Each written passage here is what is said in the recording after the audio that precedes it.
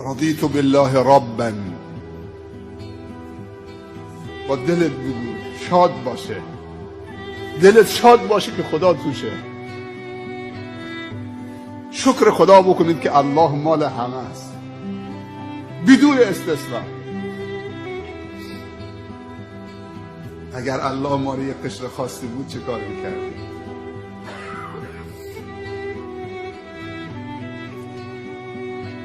دنباله سید الاستغفار، لا اله الا انت، هیچ معبودی به حق نیست به جز توی پروردگار. اعتراف دوم، چقدر خدا این اعتراف رو دوست داره. بعد میگه خلقتنی. این ترتیب این کلمات نگاه کن چقدر زیباست.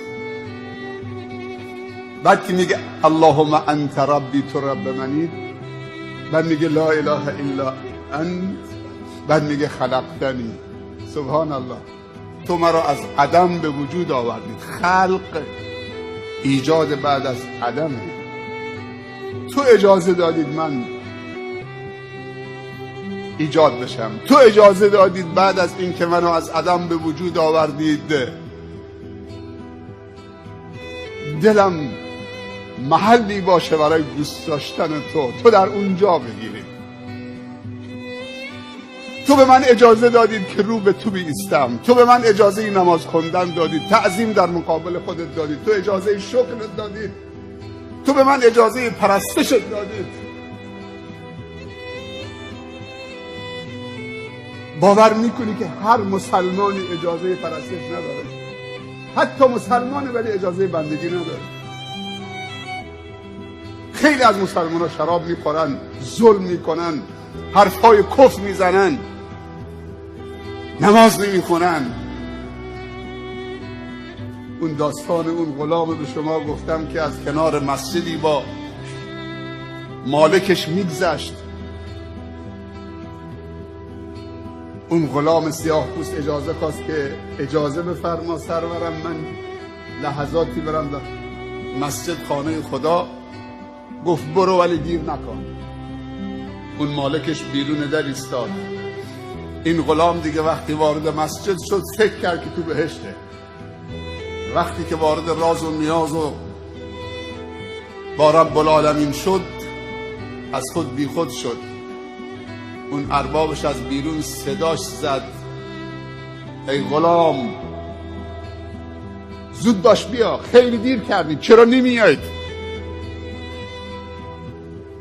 این غلام از داخل مسجد صدا زد ارباب نمیگذارن من بیام، اجازه نمیدن من بیام. گفت مالک تو منم. کی اجازه نمیده؟ گفت همون کسی که به تو اجازه نمیده پا تو خونش بذارید.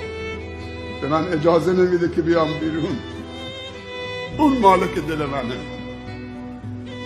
احد بلال یادتونه؟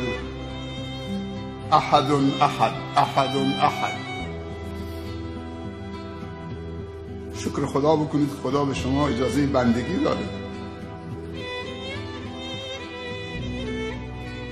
خلقتنی و انا عبدک، و من بنده تو هم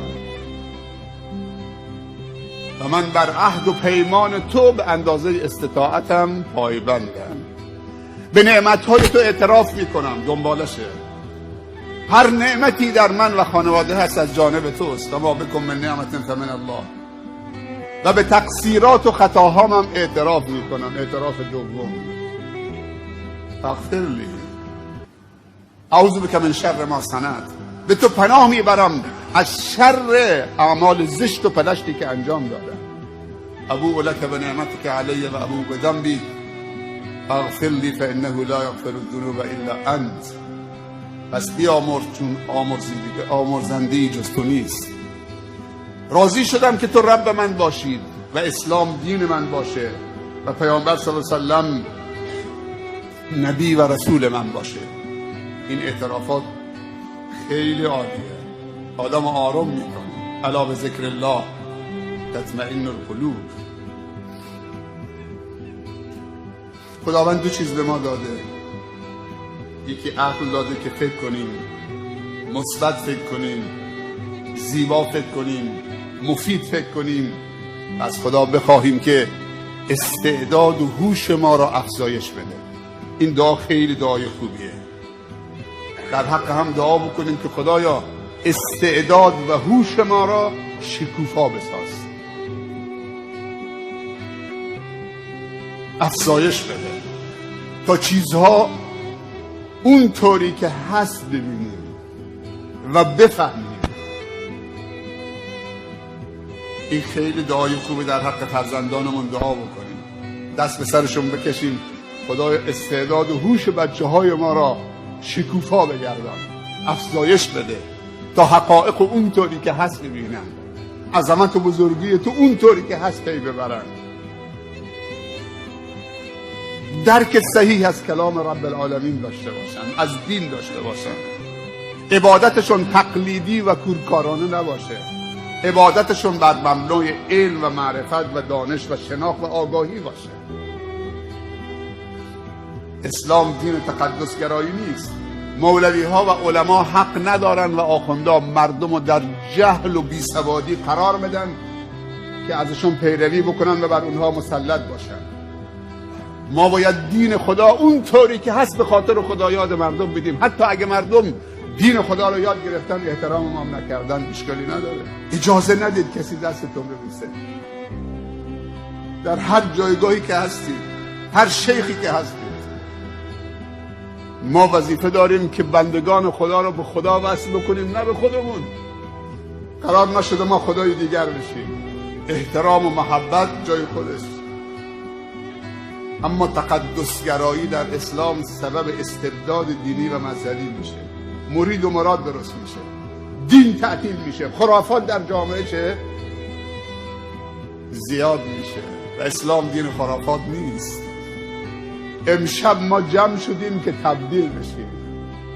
کشور ما تنوع مذهبی داره، تنوع قومی داره، ولی بالاتر از همه ما مسلمانیم، بنده خدا هستیم.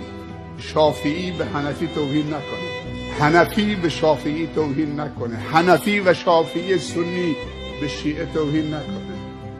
اگر دلیل داری مطرح کن، همدیگر رو دوست بداریم.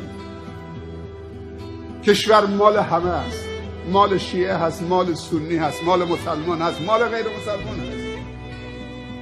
این کشور مادر ماست، وطن ماست، بالاتر از همه اسلام همه چیز ماست، پدر و مادر ماست. اگر کسی اشتباه میکنه تذکر بدیم، خیلی محترمانه. فرهنگ همزیستی، اینجا بلوچ هست، کرد هست، مهاجر افغان هست، بنگالی هست، بندری هست، ترک هست، عرب هست، شیعه هست. من به برادرها و خواهرای شیعه هم گفتم وقتی میاد اینجا تو قیام مهرتم با خودت بیار، دستم نبند، کسی حق نداره چپ چپ بهش نگاه بکنه. اگر پید برد که این مهر نباید بذاره، اون موقع خودش نمیذاره. ما خیلی از خواهرها و برادرای شیعه داریم تو این مجالس میان، دوستشون داریم، از صمیم قلب دوستشون داریم. رفتار بعضی از افراد مانع نمیشه که همدیگه رو دوست بداریم.